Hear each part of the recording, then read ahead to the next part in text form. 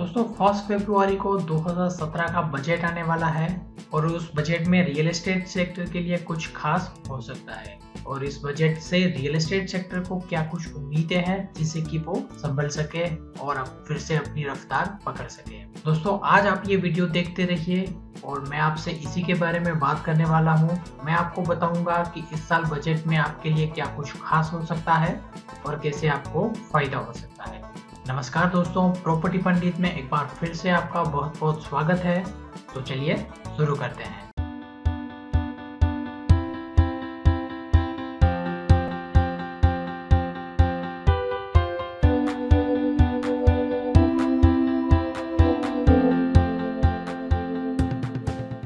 दोस्तों इस साल यानी 2017 का यूनियन बजट 1 फरवरी को आने वाला है। हालांकि ये बजट काफी खास होगा मोदी गवर्नमेंट के लिए। नोटबंदी के बाद सभी को इस बजट से काफी सारी उम्मीदें हैं और स्पेशली रियल एस्टेट सेक्टर की बात करें तो यहाँ पर रियल एस्टेट सेक्टर को काफी सारी एक्सपेक्टेशंस है इस बजट को लेकर, क्योंकि पूरे रियल एस्टेट सेक्टर की रफ्तार नोटबंदी के बाद काफी स्लो डाउन हो गई है। दोस्तों इस बजट में पहले एक्सपेक्टेशंस की बात करें, इनकम टैक्स स्लैब में यहाँ पर कुछ छूट-छाट देखने को मिल सकती है। अभी जो बेसिक स्लैब है वो 2.5 लाख से बढ़कर करीब 3.5 से 4 लाख होने की उम्मीद है और अगर ये पॉसिबल होता है तो इससे मिडिल क्लास फैमिलीज को काफ़ी बेनिफिट हो सकता है, जिसका डायरेक्ट बेनिफिट रियल एस्टेट को भी होगा। और इसमें भी हम स्पेशली अफोर्डेबल हाउसिंग की बात करें तो इससे अफोर्डेबल हाउसिंग के सेल भी कई हद तक बढ़ सकते हैं। दोस्तों अगले एक्सपेक्टेशंस की बात करें तो यहाँ पर एक ऐसी अपडेट आ रही है कि लास्ट ईयर के बजट यानी 2016 के बजट में फर्स्ट टाइम होम बायर को करीब 50,000 का एक्स्ट्रा एक्सेम्पशन दिया गया था, जिससे कि जो फर्स्ट टाइम बायर 50 लाख तक का घर खरीदता है तो वो 50,000 का बेनिफिट ले सकता है। लेकिन इससे ज़्यादातर ये हो रहा है कि टायर 2 और टायर 3 जैसे सिटीज़ में ही इनको एंड यूज़र को बेनिफिट हो रहा है, क्योंकि मेट्रो सिटीज़ में प्रॉपर्टी के रेट्स ही इतने हाई होते हैं कि ये लिमिट का कोई बेनिफिट नहीं हो पा रहा है। तो इस लिमिट में भी कहीं ना कहीं इंक्रीमेंट देखने को मिल सकता है और ये लिमिट बढ़कर करीब 80 लाख तक हो सकती है। यानी जो फर्स्ट टाइम होम बायर है वो अब 80 लाख तक की कोई भी रेजिडेंशियल प्रॉपर्टी परचेज करता है तो उसे करीब 80,000 का एक्स्ट्रा एक्सेम्पशन मिल सकता है। दोस्तों अगले एक्सपेक्टेशंस की बात करें तो ये बजट में बैंकों को भी कई सारी छूट-छाट देखने को मिल सकती है।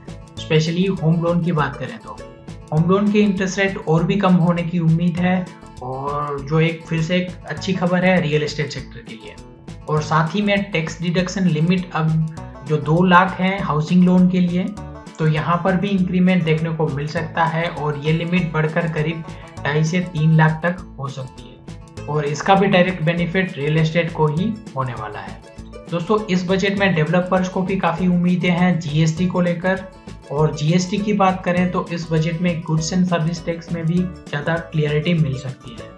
अब तक डेवलपर्स को सारे टैक्सेस मिलाकर करीब 22 से 25% तक टैक्सेस देने पड़ते हैं, जिसमें कि service tax, VAT, CST, excise duty etcetera. लेकिन डेवलपर को यहाँ पर ऐसी उम्मीद है कि जीएसटी आने से सारे टैक्सेस नहीं देने होंगे, सिर्फ एक जीएसटी ही देना होगा और ये भी करीब 18 से 20% तक हो सकता है। इससे डायरेक्ट ही प्रॉपर्टी के रेट्स के ऊपर असर हो सकता है। और स्टैम्प ड्यूटी की बात करें तो उसमें यहाँ पर कुछ चेंज देखने को नहीं मिल रहा है, यानी ऐसी कोई उम्मीद नहीं है कि स्टैम्प ड्यूटी में भी कोई बदलाव होगा, वो आपको एज इट इज ही देना पड़ेगा। तो दोस्तों लॉन्ग टर्म कैपिटल गेन में भी कुछ ना कुछ बेनिफिट आपको देखने को मिल सकता है, हालांकि इसमें अभी तक कोई क्लियरिटी नहीं मिली है। तो दोस्तों ये सारी एक्सपेक्टेशन हैं इस बजट को लेकर रियल एस्टेट सेक्टर की ओर से। मुझे उम्मीद है कि आपको ये वीडियो ज़रूर से पसंद आया होगा। अगर आपका कोई सवाल या सुझाव हो तो नीचे कमेंट करना मत भूलिएगा।